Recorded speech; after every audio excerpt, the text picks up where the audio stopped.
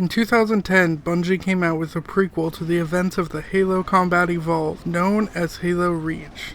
As it takes place first chronologically, that's where I started, going through the campaign with my buddy Gage. Halo Reach is sort of the Rogue One of the Halo universe, following a team on a suicide mission to deliver a very important item while all dying in the process. You play as Noble Six, a Spartan in a team of Spartans, which are human space super soldiers. The creator of the Spartans and their armor, Dr. Halsey, is the one sending you to retrieve and keep safe an AI known as Cortana.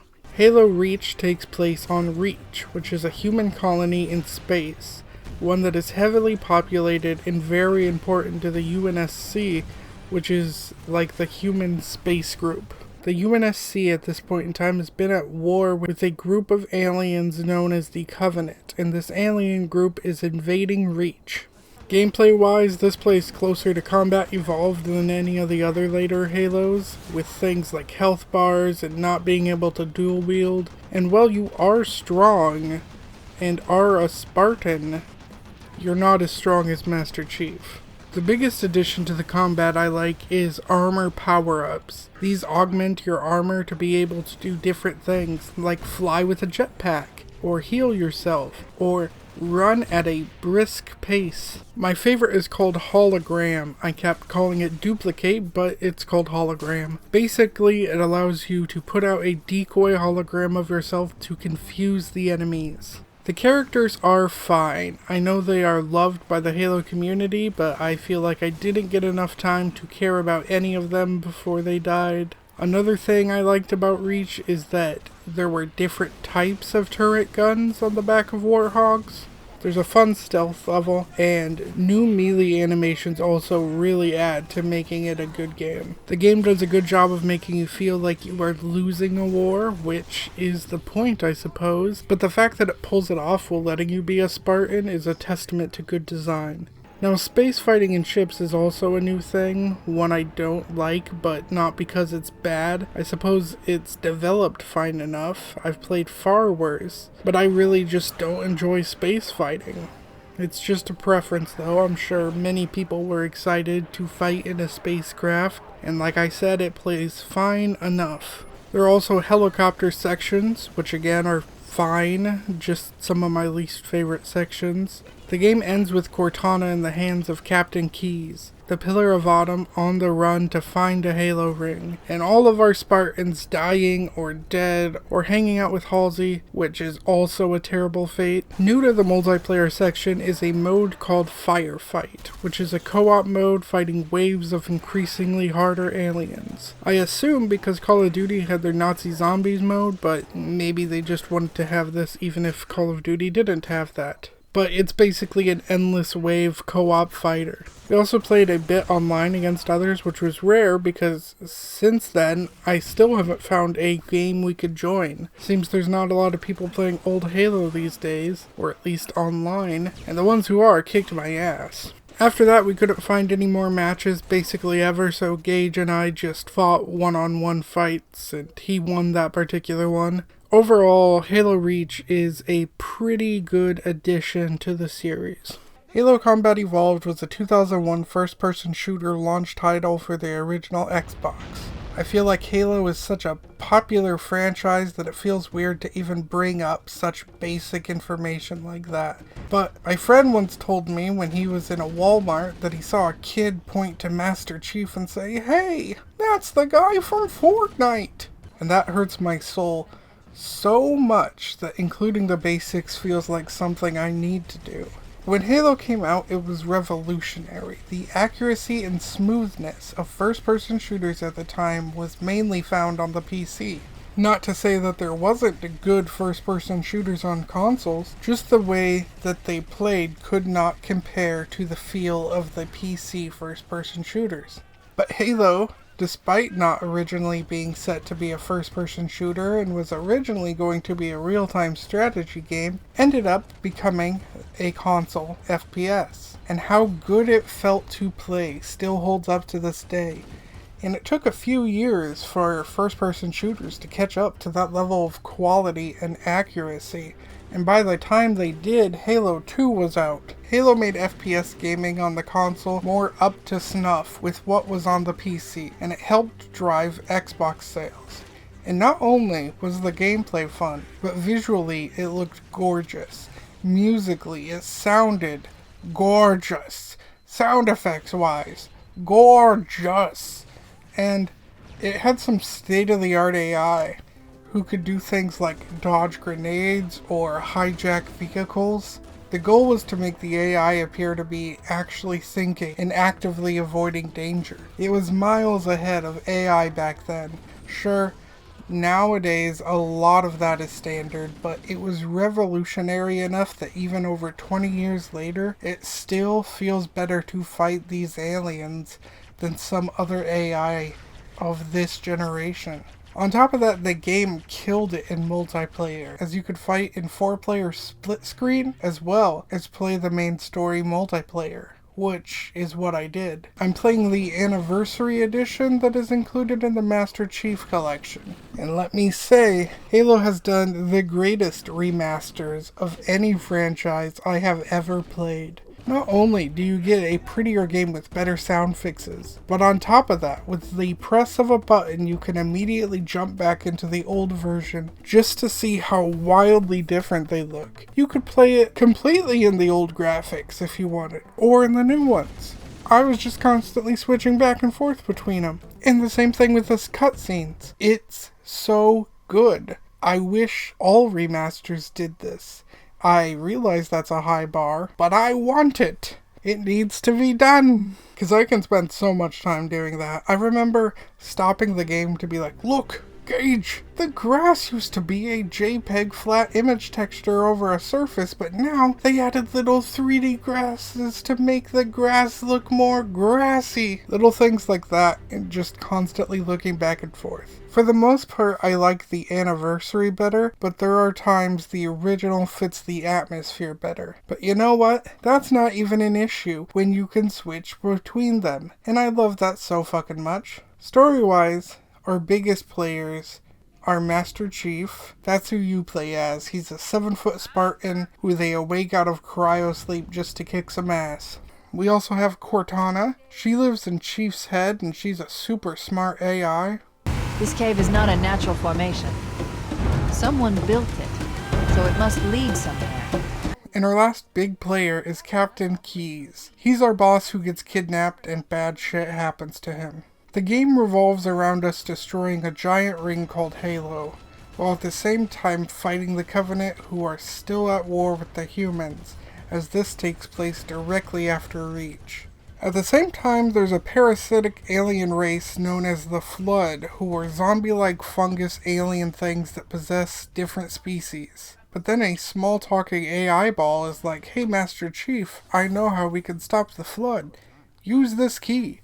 But then Cortana's like, don't listen to the floating ball, he's a liar, and if we use the key, the giant halo in the sky will destroy everything. And then the ball's like, yeah, but it will kill the Flood, so either you do it or you fight me and all my robots. So we say, fuck that, and then it's an all-out war between humans, Covenant, Flood, and floating blue balls for the control of the Halo, which we ultimately destroy, but end up finding out there's a lot more than just that one. Also, Captain Keyes gets turned into a Flood, and it's kinda dark, and it's my favorite scene in Combat Evolved.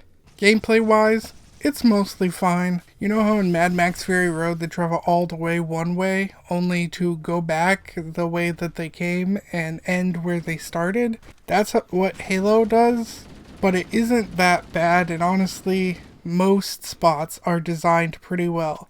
There is one that is awful though, but fortunately you only have to do it once. It's this slow ass slog through tons of Flood while this floating ball just really slowly opens 10 fucking doors for you. And it's such a long level with so many doors and nothing to break it up, and it gets boring quick. The game also ends with a driving sequence in which I don't feel like vehicles handle well enough to justify this, but it isn't long, so I won't complain too much. Overall, Halo is also very good. Halo 2 was released in 2004 on the original Xbox. After the success of Halo Combat Evolved, Microsoft wanted a sequel out in 2002, just 1 year after the first. But with all they wanted to do with Halo 2, Bungie begged for more time. Still, Microsoft was pushy, to the point of having a meeting to decide whether they should keep the deadline and just release it as an unfinished game. Fortunately, the Microsoft studio head was so against the idea he walked out of the meeting, and eventually Halo 2 was given until November of 2004. Unfortunately, nowadays it seems like all companies do is release unfinished games and finish them later, and I absolutely hate it. I get from a business design you need money coming in, I do understand that, but also, if you only pump out shit, people will stop buying. On top of that, this is Xbox's flagship game. Master Chief is their mascot. This was the game that wouldn't just impact Halo sales, but Xbox sales as well. Fortunately, Bungie had their more time. Unfortunately, it wasn't nearly enough time to do all they wanted, with employees staying overnights and sleeping at work to try to get the game ready by then. In the end, there was quite a lot of cut content, from a huge multiplayer mode to parts of the story, leaving the game to end on a cliffhanger. Gameplay-wise, it plays very similar to the first with a bunch of tweaks and changed features, such as you can now dual wield.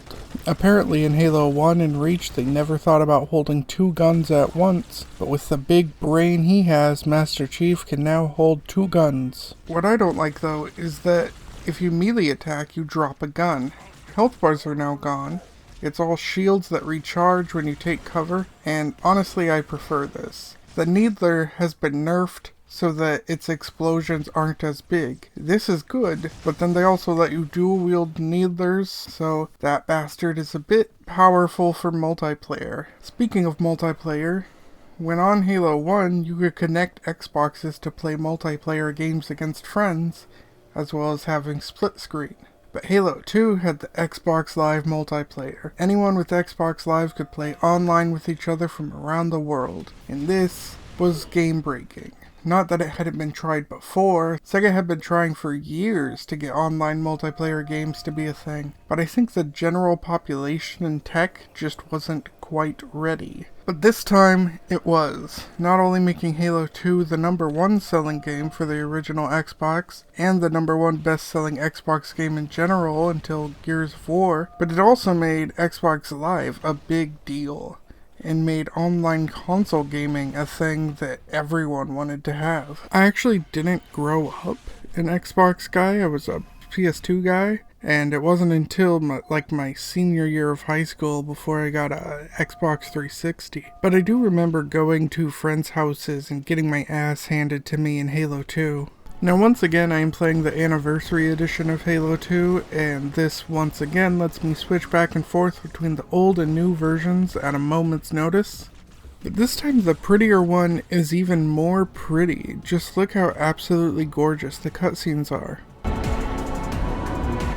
Me, inside your head, now.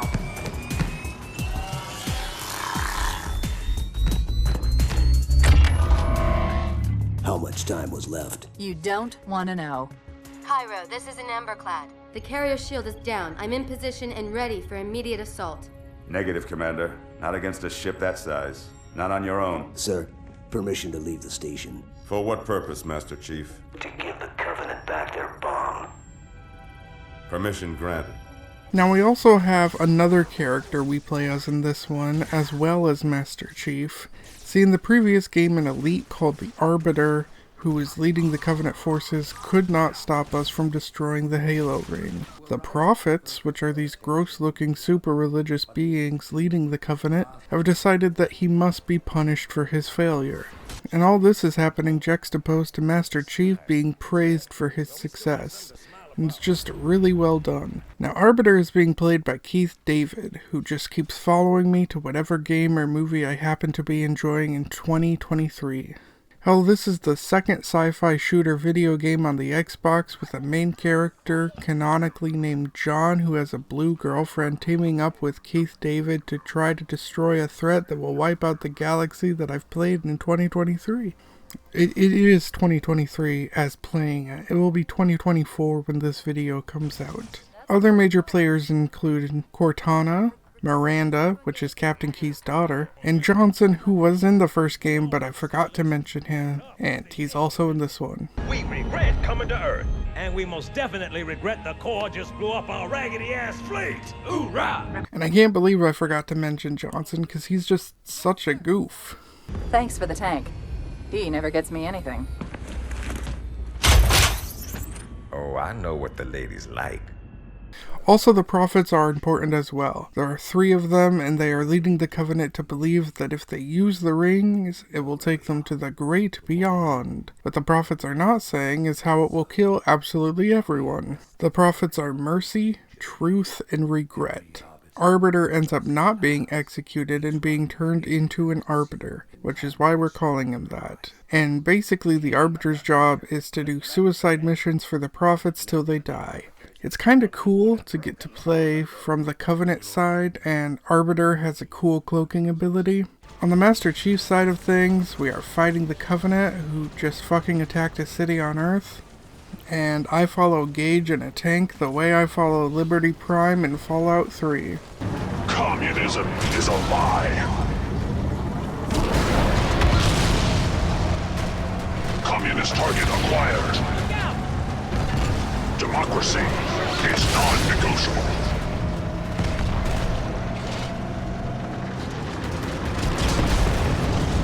Death is a preferable alternative to communism. Democracy will never be defeated.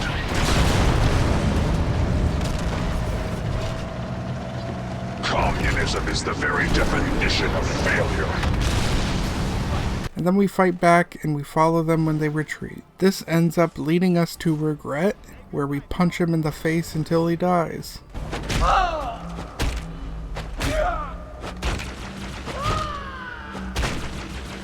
But after an explosion, we are launched into the sea, where a mysterious being takes us away. As for Arbiter, he was sent to find the heretic elite who is against the Covenant and what they stand for. After confronting him, he explains that the rings will kill everyone, and that the fucking annoying Ball 343 shows up, and he confirms all that shit. But before we can learn more, Tartarus shows up and takes 343 away. Tartarus is the leader of the Brutes and the one who tortured Arbiter. Right now, Brutes and Elites are kind of at odds with each other. Historically, the Elites have always been the Prophet's main guys, but ever since the failure of Halo 1, the Brutes are kind of trying to take their place. And now they are taking their place. After the battle on Earth, and while Master Chief was fighting Regret, Johnson and Miranda are getting that key that can ignite the Halo rings, and then this happens.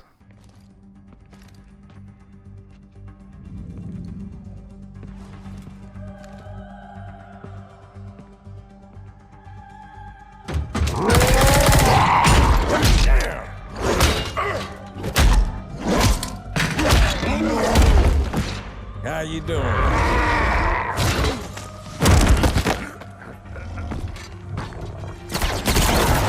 Sergeant, stay down! Johnson, you all right? Johnson!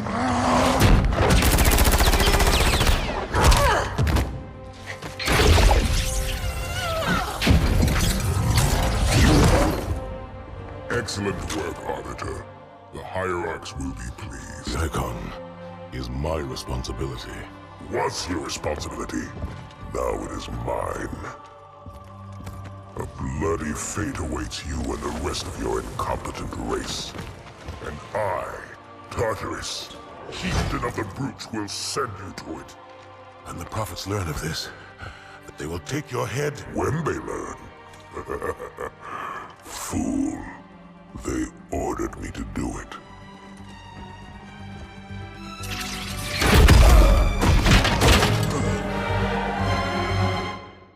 So yeah, he falls down the abyss, only to be captured by the being known as Gravemind, alongside Master Chief.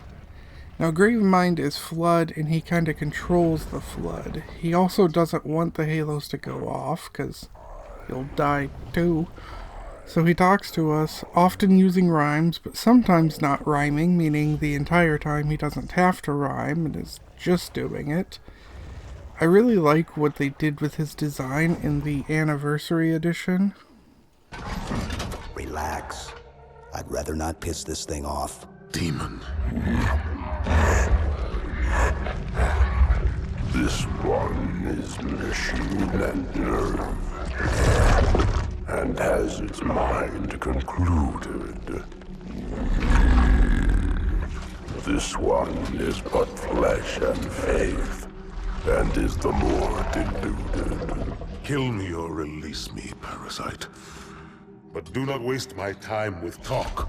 There is much talk, and I have listened through rock and metal and time. Now I shall talk, and you shall listen. Greetings. I am 2401 Penitent Tangent. I am the monitor of Installation 05. And I am the Prophet of Regret, Council of Most High, Hierarch of the Covenant. A reclaimer? Nothing can be done until my sermon is complete. Not true.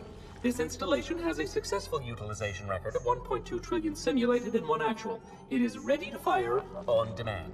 Of all the objects our lords left behind, there are none so worthless as these oracles. They know nothing of the great journey! And you know nothing about containment. You have demonstrated complete disregard for even the most basic protocols. This one's containment, and this one's great journey are the same. Your prophets have promised you freedom from a doomed existence, but you will find no salvation on this ring. Those who built this place knew what they wrought. Do not mistake their intent, or all will perish as they did before. You will search one likely spot, and you will search another. Fate had us meet as foes, but this ring will make us brothers. So now Arbiter works with us, and Chief and Arbiter go separate ways to try to stop this. Mercy ends up dying to the Flood, who is now going crazy all over the Covenant, and we find out the Covenant is gonna go full-scale attack on Earth and detonate the rings. If I understand why they're doing both, it's because there isn't a ring around Earth or by Earth, because it's in like a totally different galaxy. So Cortana decides to stay aboard a ship in that area to blow herself and everything up if the rings are activated. That way she can stop or at least heavily postpone a Covenant attack on Earth. Chief leaves her promising to come back and goes off to stop Tartarus from using the Halo rings. Meanwhile, Tartarus is forcing Miranda to use the ring because apparently only humans can activate the ring because they are somehow descendants of the Forerunners who built the ring. Maybe, probably. But Arbiter shows up and this happens. Impossible. Put down the icon. Put it down and disobey the Hierarchs? There are things about Halo even the Hierarchs do not understand. Take care, Arbiter. What you say is heresy. Is it? Oracle, what is Halo's purpose? Collectively, Not another word. Please. Don't shake the light bulb. If you want to keep your brain inside your head, I tell those boys to chill. Go ahead. Do your thing. The sacred rings, what are they? Weapons of last resort, built by the Forerunners to eliminate potential flood hosts, thereby rendering the parasite harmless. And those who made the rings? What happened to the Forerunners? After exhausting every other strategic option, my creators activated the rings. They and all additional sentient life in 3 radii of the galactic center died as planned. Would you like to see the relevant data? Tartarus, the prophets have betrayed us. No, Arbiter! The great journey has begun, and the brutes, not the elite, shall be the prophet's escort. Tartarus is a far better ending, as we have a final boss here. Arbiter has to fight and kill Tartarus. Johnson is also helping. Miranda manages to pull the key out in time to stop the ring from firing, but now all the rings are on standby mode and can be activated remotely at a place called the Ark. Meanwhile, Master Chief is on a Forerunner ship that is going to crash, and Cortana, back on the ship where she is being visited and interrogated by Gravemind, who is getting in her head and looking for information. And that was Halo 2, ending on a cliffhanger. I like it a lot more, and its story is honestly a lot more intricate than the previous one. Halo 3 ODST comes out after Halo 3, but I'm covering it before because chronologically it comes out before. ODST follows Earth after the Covenant attacked. You play as a rookie on the ODST squad, which not only means you aren't Master Chief, but also means you aren't even a Spartan, just an extra tough Marine. In between every mission is a section where you have to try to find the object from a fight you previously had. For example, the first one is the helmet from a dead Marine. Upon finding these, a cutscene will play, and you will play the mission showing what just happened to get to this point. The lighting and atmosphere is very good, and with the detective finding clues and extra dark shadows, it feels very film noir. The music is also far less epic and more atmospheric. You being weaker not only means that you have to be more tactical and less one-man army, but it also means all Covenant are bigger, because you are just a human, and the Master Chief was fucking huge, so now these guys look kinda big compared to you. I will say this game is very different from previous Halo games. I mean, in terms of controls, it's exactly like Halo 3, but with a vision for seeing in the dark. But in terms of tone and story and feeling and overall way to start missions, it is very different than the other Halos. I myself wasn't very fond of the stealthing around and trying to find clues sections. I just wanted to get to the action. That doesn't mean it was done poorly though. Far from it. It was done very well. I just happen to prefer the other way, and if you prefer this, that's completely valid too, because it is good. But on top of that, finding clues kind of felt like a chore to me, and I just, again, it just felt like a break from the action that I didn't want. Once we got into the missions, though, I'm a happy camper and I stopped complaining. I am playing on the Master Chief Collection and not the original ODST, so I'm unsure if this happened on the Xbox 360, but if we stopped the game after a mission was over, shut down the Xbox and came back to start again, it would start us past the looking for clues things, which means we miss out on cutscenes and important story elements. And this happened to us twice. Meaning our options were to stop a mission midway or play through non-stop. It's not that long of a game, so we could have done it, but I was tired and I needed breaks because we had just finished Halo 2. The game is short and using the multiplayer of 3, so people questioned if it should have even been a full price game. I personally think, yeah, it's still worth it. It's its own campaign, plus all the Halo 3 multiplayer maps as well as new multiplayer maps. And we'll talk about the multiplayer in the Halo 3 video, though. There is one aspect I should bring up for ODST, though, and that's Firefight, a multiplayer mode that's also in Reach, where you fight wave after wave of enemies until dying. It's kind of fun. Overall, ODST is one of my least favorite Halos, but it's still a great game, and I played more ODST than any Halo I have ever in my life because of the multiplayer on ODST. So Halo 3 ODST's multiplayer is something special to me, and I will discuss it when I talk about Halo 3. Halo 3 starts where the second one left off. Master Chief crashed down, his armor is locked up, and everyone thinks he's dead. But he isn't, because he's Master Chief. One of the cool things about the split screen of Halo 3 is now the first player plays as Master Chief, and the second player plays as the Arbiter, and that's pretty fucking cool. The guns have been tweaked again, and deployable power-ups are now a thing, which I really enjoy and use all the time, but that's mainly from all my experience with the Halo 3 multiplayer, which I'll get into later. But like I said, I really like the power-ups, and I feel like I can do some cool shit with them. Also, after the events of 2, we are fighting brutes now instead of elites. Truth is still out there being an ass and planning to kill everything.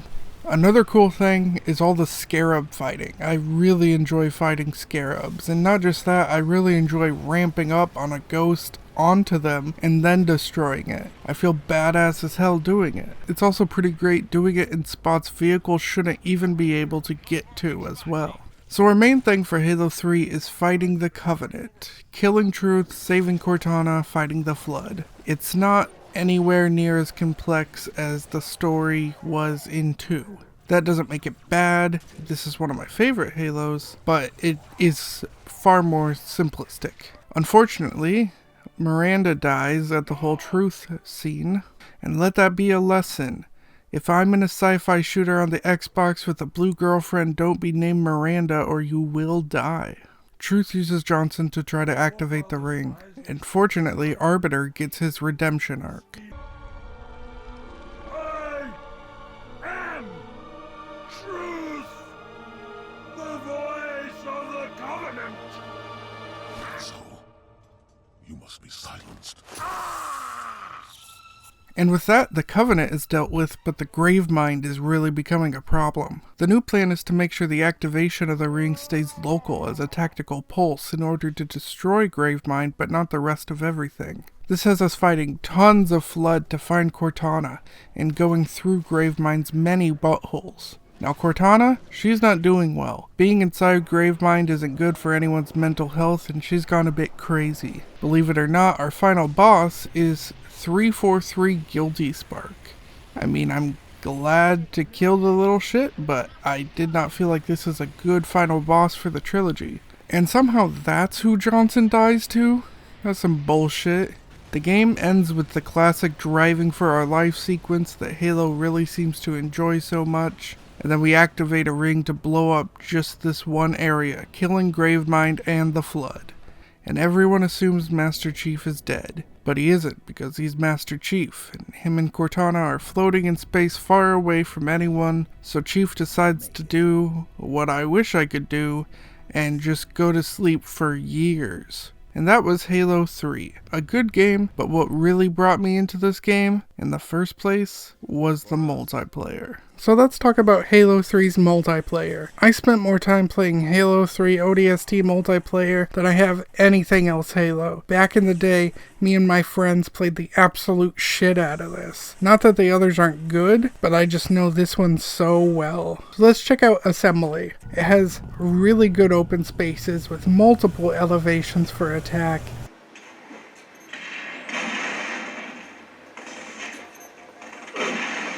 It has the invisible orb and the gravity hammer in the middle of the map, something most people will want. But, again, it's in the middle of the map, and if someone goes into there, they also open themselves up to a large explosion.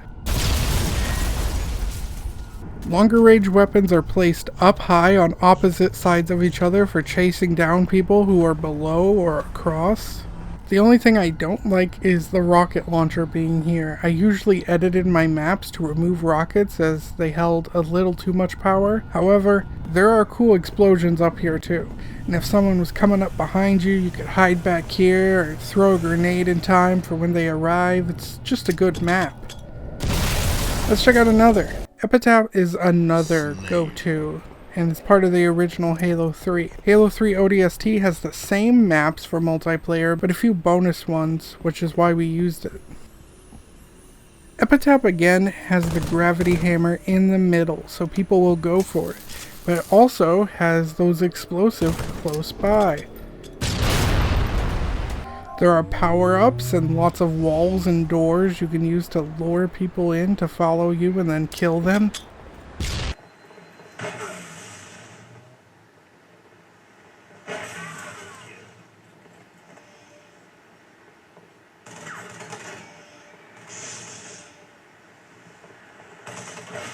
On top of that, there are a large variety of different elevations and different ways to jump down on a person who might be on a different level. It's really well built, and again, its flaw is the rocket launcher, which also happens to be at the tallest point as well. I didn't do this on purpose, I just happened to pick some of my favorites to talk about, and they all happen to be kind of similar. Let's look at the last one, Guardian. Different elevations? Check. Hammer in the middle of the map? Check. Multiple ways to get to places? Check. A big open spot in the middle to fight?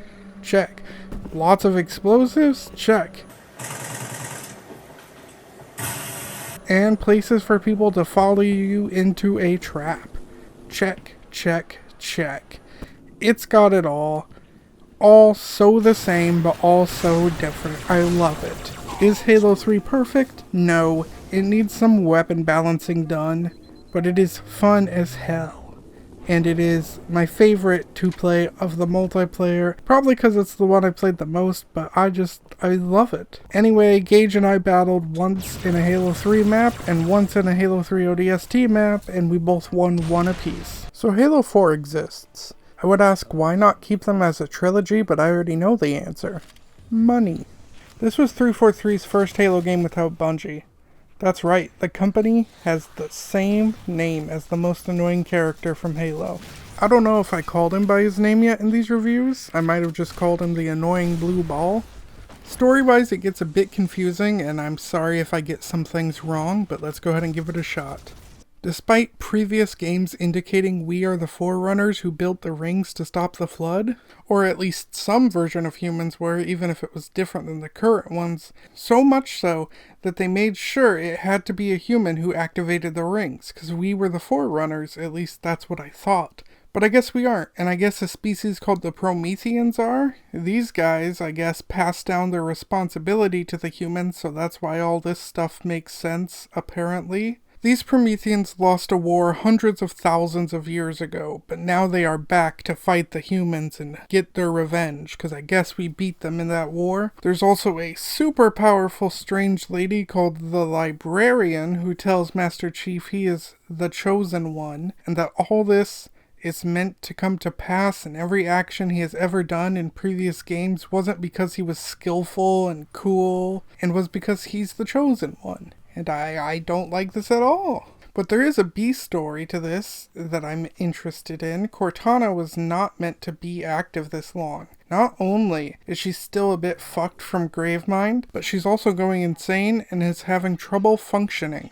Chief doesn't want her to die and is trying to get Halsey or anyone that can help fix Cortana. Sure, Chief could get a new one, but it won't be the same. It's like losing a friend, or in Chief's case, his girlfriend that lives within his head. Seeing Cortana struggle and seeing her fear of death while Chief has to stay strong for her and tell her that he can get her fixed without knowing if he actually can leads to some really powerful moments. And I was way more into this than all the other shit. Unfortunately, Halo 4 was such a glitchy mess for me when I played. Time after time, it would play powerful moments, but for some reason the dialogue just wouldn't play. It was just some sound effects.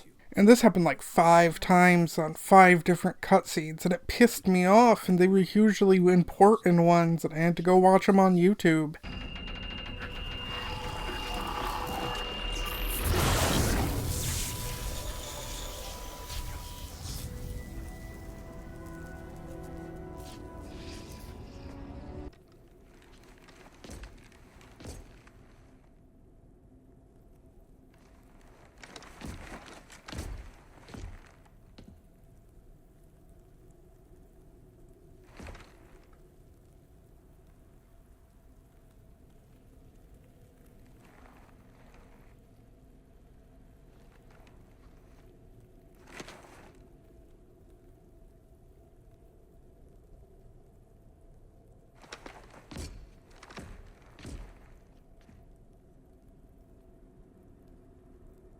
This wasn't the only broken thing. We had lots of game crashes and times where the levels wouldn't load properly and we'd end up in a loop of the level not loading, so we'd have to reset the whole level. And I don't know if it was Halo 4 being that way or the Master Chief Collection being that way or what, but this was buggy as shit. I mean, other than that, the game was actually pretty good though. It plays fantastic, and some things have been tweaked to make it feel more modern, like Chief being able to run. Because I swear to God, the first thing anyone says when they go back to old Halo is some complaint about how Chief can't run, which is fair, but it's every fucking time. So yeah, now you can run. There's also a bunch of new Promethean weapons, and now we're fighting them instead of the Covenant, and honestly these weapons are all pretty good. I will say they are far less unique, as most of them just seem to be variations of weapons that already exist, but they're still good, and having a variation is fine with me. I will say I'm not a big fan of these flying levels, as they were clearly designed for one player, and have events go off based on the first player to pass a specific spot. Meaning, if you two don't stick together close enough, or one of you goes too far in front of the other, you're gonna lose. And it was like this for all vehicle sections, as we had a ghost scene play out the exact same way. Well, all vehicle sections that were like timed, I guess. Where like things are exploding, you gotta get over there. New to this game is Walker Mechs, and I fucking love them. They're badass as hell. The Didac is the boss of this game, and he was probably the worst boss fight yet, as it really wasn't one and was more of a one-button quick-time event. Unfortunately, Cortana dies, and it is a very powerful ending. It was my job to take care of you. We were supposed to take care of each other. And we did.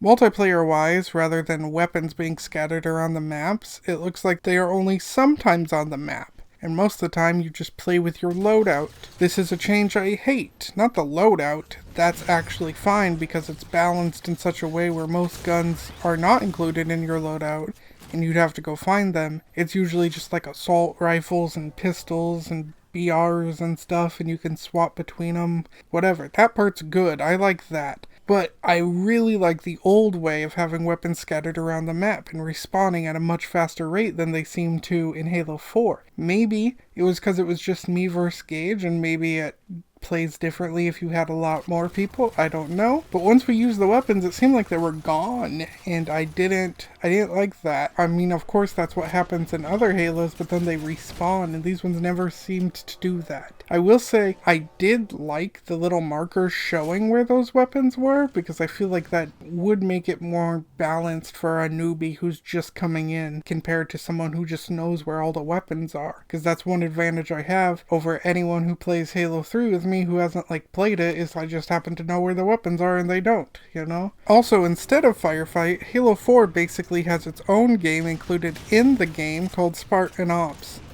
which is honestly amazing that they did that. And the reason I'm calling it its own game is because it's 50 fucking levels that is kind of its own story and everything. It's many hours of gameplay.